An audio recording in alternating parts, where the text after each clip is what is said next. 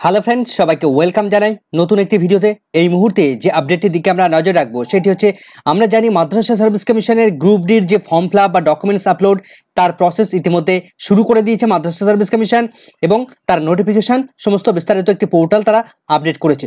তো ইতিমধ্যে আমরা এই ভিডিওর মধ্যে জানবো যে মাদ্রাসা সার্ভিস কমিশনের গ্রুপ ডি ডকুমেন্টস কিভাবে আপনারা আপলোড করবেন, কিভাবে গ্রুপ ডির ফর্ম ফিল আপ করবেন, কি কি ডকুমেন্টস লাগবে এবং কোন কোন ডকুমেন্টসগুলো আপনাকে আপলোড করতে হবে, কোন ভুলগুলো আপনাকে কখনোই করা যাবে না, বিস্তারিত থাকবে স্টেপ বাই স্টেপ আমরা দেখে নেব এই ভিডিওর মধ্যে।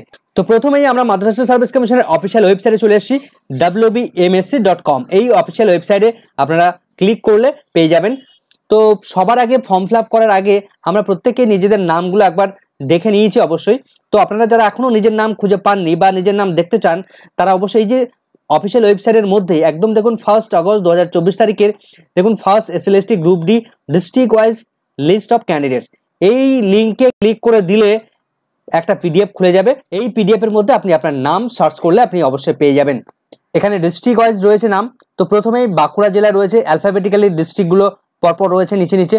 তো এখানে আপনি কন্ট্রোল এফ এভাবে কিন্তু সার্চ করলে আপনি আপনার নিজের নাম টাইপ করলে আপনি অবশ্যই আপনার নামটা খুঁজে পাবেন। বাঁদিকে সিরিয়াল নাম্বার রয়েছে, এখানে রয়েছে বর্ধমান তাদের ডিস্ট্রিক্ট নাম এবং ক্যান্ডিডেটের নিজের নাম রয়েছে এবং তাদের অ্যাপ্লিকেশন আইডি, এখানে রেজিস্ট্রেশন নাম্বারগুলো রয়েছে আমরা দেখতে পাচ্ছি।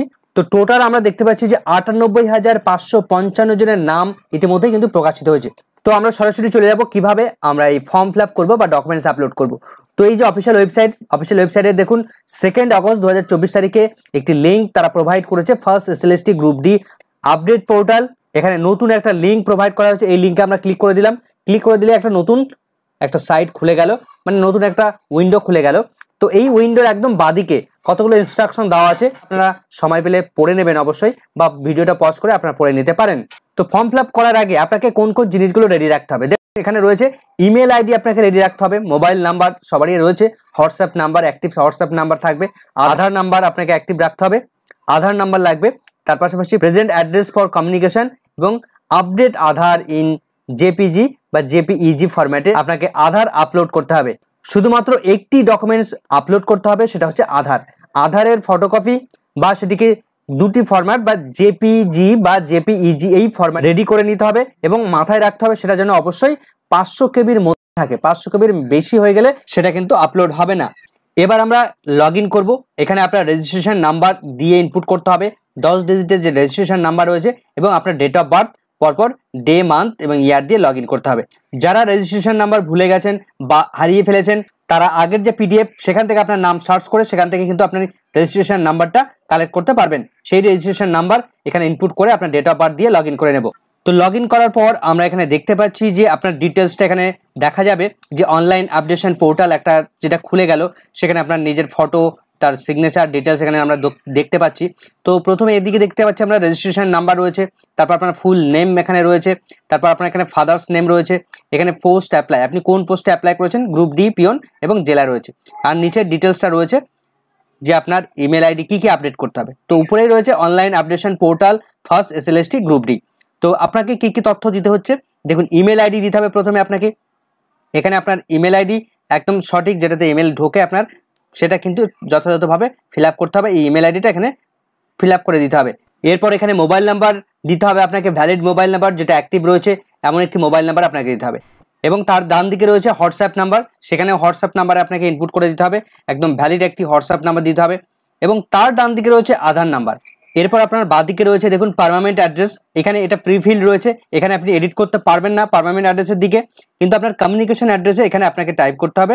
প্রথমে দিতে হবে আপনার হাউস নাম্বার দিতে হবে, বাড়ির নাম্বার এখানে ইনপুট করে দেবেন। তার নিচে রয়েছে ভিলেজ, কোন গ্রামে আপনি থাকেন সেটা, বা আপনার স্ট্রিট দিতে হবে। তার নিচে রয়েছে পোস্ট অফিস দেবেন, ব্লক দেবেন, সাবডিভিশন রয়েছে, ডিস্ট্রিক্ট এখান থেকে সিলেক্ট করে দিতে হবে, ডিস্ট্রিক্টটা আপনি এখান থেকে সিলেক্ট করে নেবেন এভাবে। তারপর তার নিচে পিন নাম্বার দেবেন, পিন নাম্বার নিজে টাইপ করে দিতে হবে। বাঁদিকে সাবডিভিশনটা কিন্তু এখানে ব্ল্যাঙ্ক রয়েছে, এর আগে প্রিফিল যেটা যেহেতু রয়েছে ওটা কিন্তু সাবমিট করা যাবে না, মানে ওটা ব্ল্যাঙ্কই থাকবে, সেক্ষেত্রে অসুবিধা হবে না। এরপর এখানে পার্মানেন্ট অ্যাড্রেস এবং কমিউনিকেশন অ্যাড্রেস যদি সেম হয় তাহলে টিক মার্ক দিয়ে দিতে হবে। এবার আমরা আধার আপলোড করব। দেখুন বাঁদিকে সিলেক্ট ফাইল এবং ডান দিকে আপলোড রয়েছে। তো সিলেক্ট ফাইলে আমরা চলে এসেছি। তো আপনার ফোল্ডারে যেটা সেভ করে রাখা আধার যেটা সেভ করা ছিল সেটা আপনি সিলেক্ট করে নেবেন। সিলেক্ট করে নেওয়ার পর ওপেনে ক্লিক করলে আপনার আধার কার্ড এই পজিশনটাতে চলে আসবে। তো এখানে চলে এসছে। এরপর আমরা আপলোডে ক্লিক করে দেবো, আধারটা আপলোড হয়ে যাবে। এখানে একটু পপ আপ শো করলো, ফাইল আপলোড সাকসেস ট্রু। এখানে পপ আপটা ওকে করে দেবো। ওকে করে দেওয়ার পর দেখুন এখানে আগের মতো শো করবে, কত কেবিতে সাবমিট হয়েছে সেটা শো করছে।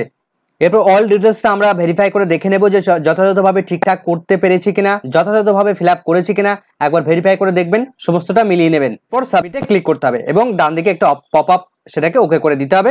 ওকে করে দিলে আপনার ফর্মটা দেখুন এখানে your application has been upload successfully, তো এটা লেখা আসবে। এবার আপনার অল ডিটেলস দিয়ে প্রিন্ট করে নিতে হবে। এই যে আপনি ফর্ম ফিল আপটা করলেন সেটা একটা প্রিন্ট নিয়ে নেবেন। প্রিন্ট করে নিলে আপনার অল ডিটেলসটা কমপ্লিট হয়ে যাবে। আপনারা ফর্ম ফিল আপ করার আগে এই ইনস্ট্রাকশনগুলো একবার পড়ে নিতে পারেন। ভিডিওটি এখানে শেষ করছি। ভিডিওটি সম্পূর্ণ দেখার জন্য সকলকে ধন্যবাদ।